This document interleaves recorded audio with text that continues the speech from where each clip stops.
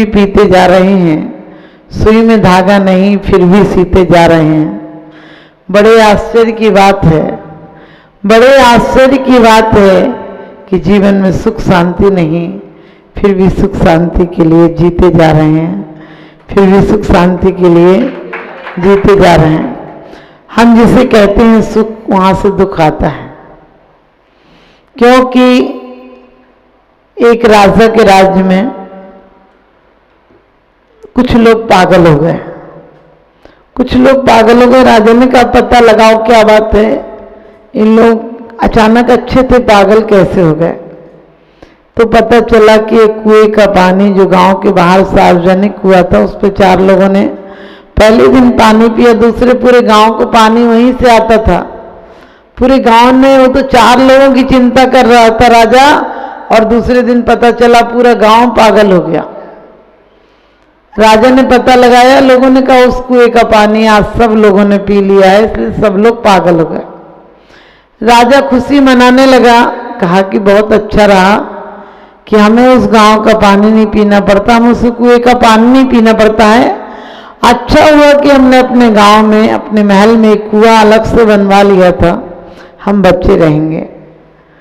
लेकिन कहते हैं थोड़ी देर में सारे पागल आ गए और कहने लगे हमारा राजा पागल हो गया, क्योंकि सब गाली गलौज कर रहे थे, सब उदंडता दे रहे थे, एक दूसरे को मार रहे थे, चीख रहे थे, चिल्ला रहे थे। राजा ठीक था। और कहते हैं कि राजा ने मंत्रियों से कहा अब क्या करें, ये लोग आ गए। कहने लगे देखो राज्य सत्ता बनाना है, बचाना है, तो पागलों का राजा तो बनना पड़ेगा, और पागलों का राजा बनना हो तो पागल हुए बिना नहीं बन सकते हो। तो कहते हैं राजा का बेटा था, राजा का बेटा बोला पिताजी आप बन जाओ इन मूर्खों का राजा, मैं ना तो पानी पीऊं और ना तो मैं इनका राजा बनूं।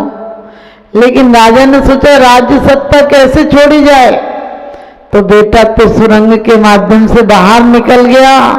कहने लगा प्यासा मरना मंजूर है, लेकिन पागलों का सरदार बनना मंजूर नहीं है। पिताजी कहने लगा इतना बड़ा राज्य अब छोड़ा भी कैसे जाएगा, अब जो कुछ है सो ठीक है, पागल ही बन के राज्य तो करेंगे।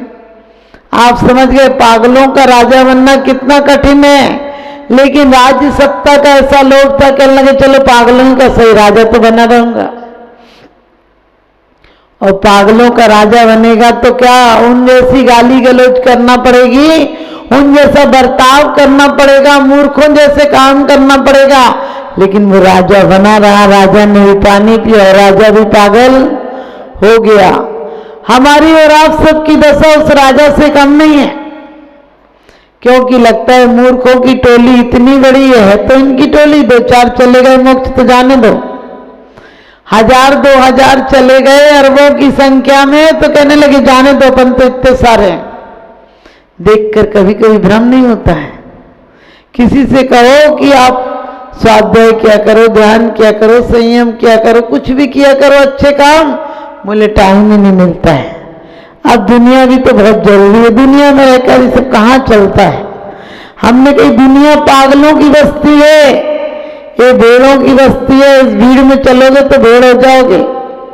भेड़ की एक ही विशेषता होती है, वो भीड़ में चलती है, उसे आनंद आता है घसम घसम में चलकर, एक दूसरे से सट के चलती है, मार के अड़ के चलती है, तब भी उसे मजा आता है। लेकिन सिंह अकेला होता है फिर भी राजा कहलाता है। भेड़ होना ठीक नहीं है। कहते हैं 100 नारी 100 सुत को जनती रहती, 100 ठौर तुमसे सुत को जनने वाली जननी महती क्या है। और तारा गण को सर्व दिशाएं धरे नहीं कोई खाली, पूर्व दिशा ही पूर्ण प्रतापी दिन पति को जनने वाली। वास्तव में एक पुत्र पैदा हो लेकिन तीर्थंकर जैसा पैदा हो, उसके लिए भूमि तैयार करना पड़ेगी, उसके लिए अच्छे विचार लाना पड़ेंगे। अभी आपने सुना कि खराब विचार भी अंदर हैं, अच्छे विचार भी अंदर हैं, हमारा संग्रह अंदर है। लेकिन हर खराब चीज बाहर से आती है, आती बाहर से, हर अच्छी चीज आती अंदर से। आप कहोगे ऐसा तो नहीं है, देखो प्रैक्टिकल करके देखो। जितना क्रोध आएगा किसी वस्तु या व्यक्ति पर आएगा, वो वस्तु और व्यक्ति कौन है? बाहर है, अंदर थोड़ी है। किसी ने तुम्हें नमस्कार नहीं किया, किसी ने तुमसे उधार लेके वापस नहीं किया, किसी ने तुमसे कर्जा मांग लिया, किसी ने तुमसे गाड़ी मांग ली, किसी ने तुमसे कोई भी इच्छाएं रखी और तुमने पूर्ति नहीं करी और महाभारत शुरू। जो बहू पहली बार कहती थी कि सास है देवी है, वही 2-4 बार कहने लगी सास है महाखूकार औरत है, उसका नाम मत लेना। क्यों क्या हो गया? उसकी वासना में, उसके अहंकार में हम पुष्टि नहीं कर पाए, इसलिए दुश्मनी प्रारंभ हो गई। दुश्मनी और दोस्ती में सिर्फ इतना सा अंतर है, हम जब तक झूठों का साथ देते हैं तब तक दोस्ती बनी रहती है, और कहते जिस दिन सच्चाई का साथ देते हैं उसी दिन तकरार हो जाती है। हवा जब तेज चलती है तो पत्ते टूट जाते हैं, मुसीबत के दिनों में अच्छे छूट जाते हैं। और सच्चाई यही है कि अपनी सच्ची बात कहो तो लोगों को बुरी लगती है। आज सत्य को सुनना कौन चाहता है?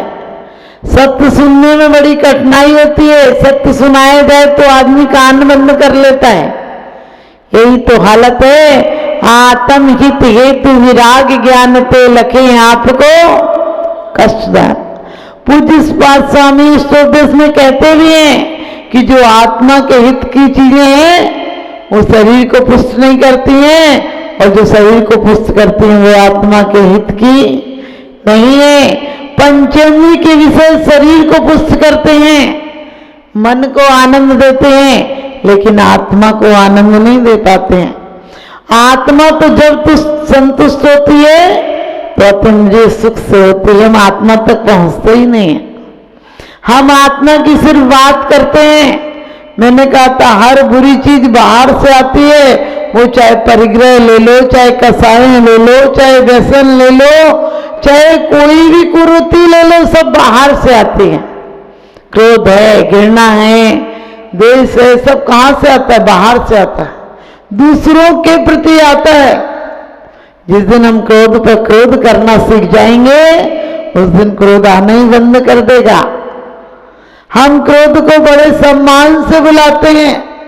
इतनी सी बात होगी, हम जानते भी हैं कि सातवेदनी के आश्रम के काम क्या हैं, फिर भी वही करते हैं।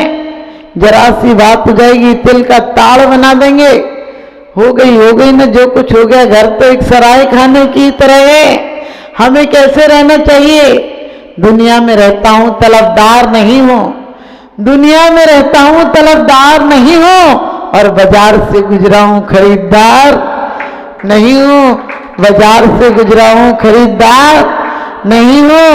हम भजन में पढ़ते भी हैं, जब जब संसारी का कैदी बनूं, निस्वार्थ भाव से कर्म करूं, फिर अंत समय में प्राण तजूं, निराकार तुम्हारे चरणों में।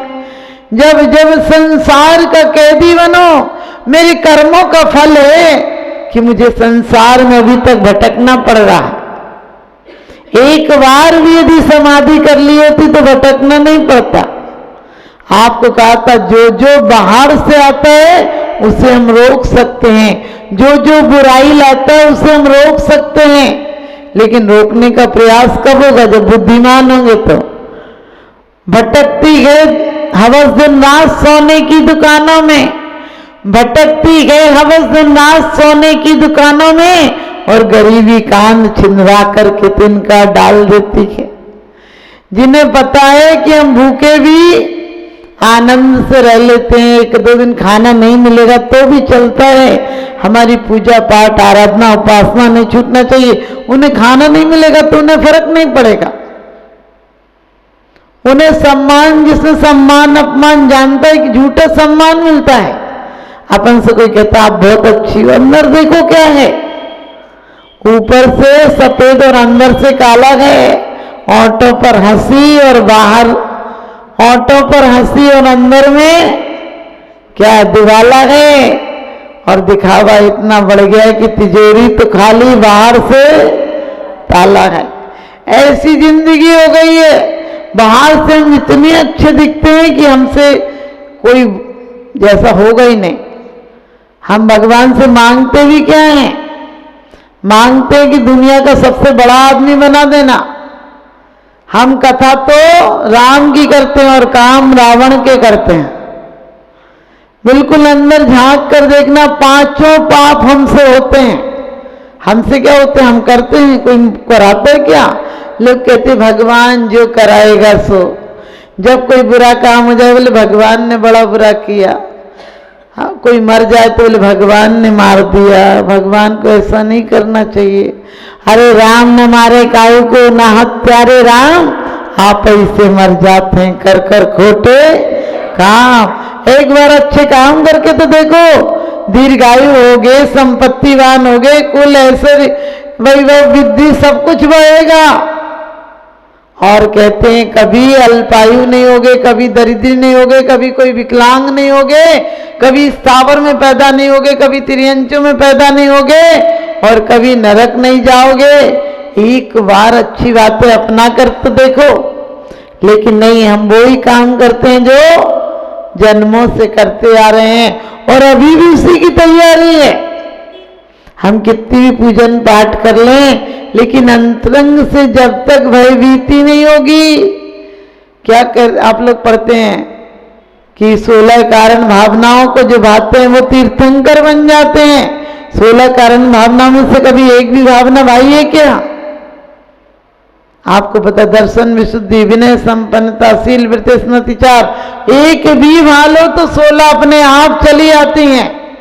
जैसे अच्छे व्यक्ति की एक की आप दोस्ती कर लो, जितने गांव के अच्छे हैं वो आपके पास अपने आप चले आएंगे। लोग कहते हैं हम क्या करें माता जी, इंद्रियां ऐसी बलवान है कि ऐसे काम करा देती हैं। मैंने कहा इंद्रियों का क्या कसूर है? बिल्ली उसी मुख से चूहे को पकड़ती है और उसी मुख से अपने बच्चे को पकड़ती है। मुख का क्या दोष है? मुख का क्या दोष है? मुख तो मुख है, लेकिन अंदर में अभिप्राय जैसा होता है। चूहे को पकड़ती तो जिंदा नहीं छोड़ती है और बच्चे को पकड़ती है तो खरोंच भी नहीं आती है। दिया सलाई तुम्हें मिली है, तुम आरती जलाओगे, किसी के घर में आग लगाओगे, कि तुम्हारे हाथ में तलवार मिली है, अपराध रोकोगे, अपराध को अंजाम दोगे। तलवार के बलबूते पे चोरी रोकी भी जा सकती है और तलवार और बंदूक से चोरी की भी जा सकती है, बलात्कार किए जा सकते, कुछ भी गलत काम किए जा सकते हैं, रोके भी जा सकते हैं। ज्ञानी होगा, विवेकी होगा, धर्मात्मा होगा तो अपराध को रोकने की कोशिश करेगा। हम अपराध इतने नहीं करते हैं, ध्यान रखना, लेकिन हम अपराधों को प्रोत्साहन जरूर देते हैं। पाप करता कौन है? लेकिन बोले यदि घर में कोई चोरी कर लिया, बोले आजकल तुमने ऐसा करा था, बोले बहुत अच्छा किया, ऐसे ही कर लिया करो काम लो। अब तुमने किया नहीं, करने की अनुमोदना कर ली, खामखा में तुमने पाप कमा लिया, जबकि नहीं चाहते तो ऐसा नहीं करते। क्या जरूरत थी हमें? तो पांचों इंद्रियां, बिल्कुल पांचों इंद्रियां मुनियों के पास भी है। उन्होंने, लोग कहते हैं आंख नहीं हो तो पाप नहीं हो। हमने कि आंख नहीं होगी तो और पाप होगा। बोलो कैसे? घर में पत्नी हो तो 2-4 दिन माथा फोड़ी होती है तो लगता चली जाए पीहर, और नहीं हो तो सपने की पत्नी ज्यादा ही अच्छी लगती है, क्योंकि वो मांगती भी नहीं, कुछ लड़ाई झगड़े भी नहीं होते, मना भी नहीं करती किसी चीज को, तो बड़ी अच्छी लगती है। आप देखना हर चीज हमें कामनाओं में बहुत अच्छी लगती है। आप सोचो मकान नहीं बनाता तो कितनी कामना की थी, वाह मकान बन जाए फिर तो हम स्वर्ग में पहुंच जाएंगे। स्वर्ग मकान के बाद नरक और आ गया, क्योंकि कहीं त्रेड़ आ गई, कहीं का पालिश सट गया, कहीं शीशा टूट गया, कहीं गंदगी हो गई, लो रोज का काम बढ़ गया। तुम ये सोचते ही नहीं हो कि आकुलता का काम है, ये सब क्यों करना? जितने में जिंदगी गुजर हो जाए इस तरह से रहो जैसे मुनीम रहता है। गेगी पे ग्रह में न रहे जो जलते भिन्न कमल गए, नगरी नारी को प्यारी था कादी में है में अमल है। वास्तव में रह सकते हैं संसार में और अच्छे से रह सकते हैं। कोई पूछ ले तो ठीक है, दे दे तो ठीक है, नहीं दे दे तो और अच्छी बात है, परिग्रह घटा। लेकिन सच बताना, तुम्हें आज की तारीख में कोई 11 रुपए से मिल नहीं करे, तुम्हें अच्छा लगेगा कि बुरा? हाँ देखो, मुझे पता ही था, मिलनी कराई ये नहीं दिख रहा है। एक कोई मेरे पास आई और बोली माता जी इज्जत की बात है, लोग कहेंगे तो क्या कहेंगे कि उनने इतनी सी विदाई की, कोई दीदी थी। तो मैंने उनसे एक ही बात कही, मैंने कहा कि लिफाफा में कोई आपकी घर देखने जा रहा है क्या? अरे 500 के 5000 बता दो, 50,000 बता दो, डकैतों से शिक्षा लो। जब जेल में जाते हैं तो 10,000 की चोरी करके गए हो, लेकिन जब डकैतों के बीच बैठते तो कहने लगे ये छोटा मोटा डकैत थोड़ी ना हो, 10 लाख की डकैती करके आया हूं। क्योंकि वो भी अपनी साख बताता है, इसलिए कभी कम मिला हो तो बोले और अच्छी बात, बहुत बढ़िया काम किया उनने, क्या करना फालतू देके, इतने नोट तो घर में रखे हुए और क्या करेंगे। यदि अपनी अच्छाई सोचो, विचार को बदलो। हम जब सिलाई सेंटर में भी हमने सीखा है, तो एक लड़की थी, बहुत बहुत गरीब थी, रेखा नाम की। तो वो बेचारी कभी कंट्रोल के कपड़े पहन के आ जाती, तो लड़कियां गई उसे कह देती थी ऐसे कि तुम ऐसे कपड़े क्यों पहन के आती हो, एक आध तो अच्छे बनवा लो सेंटर के लिए। हम 2 लड़कियां थे, हमारा नाम सुलोचना था, पहले एक कल्पना नाम की अग्रवाल लड़की थी। और हम दोनों की आदत थी, यदि सुन लिया कि किसी ने कहा है, जब तक उसे वापस माफी नहीं मंगवा देंगे, रुला नहीं देंगे जिसने कहा है, तब तक मानते नहीं थे। हम लोग ऐसे कहते थे, क्या कहा तुमने, ऐसे क्यों कहा, तुम्हें पता है तुम तो देखने में सुंदर नहीं, कम से कम उसे भगवान ने ऊपर से सुंदर बनाकर भेजा है, तुम क्यों बोली उससे, तुम लाके दोगी क्या उसको, तुम्हें क्या हक था बोलने। मैंने पीछे पड़ जाते थे ताकि कोई दोबारा कोशिश नहीं करे उससे इतनी बात बोलने की, क्योंकि लड़खड़ाते दौर पर हंसना बड़ा आसान है, गिरते हुए को थाम ले होता वही इंसान है।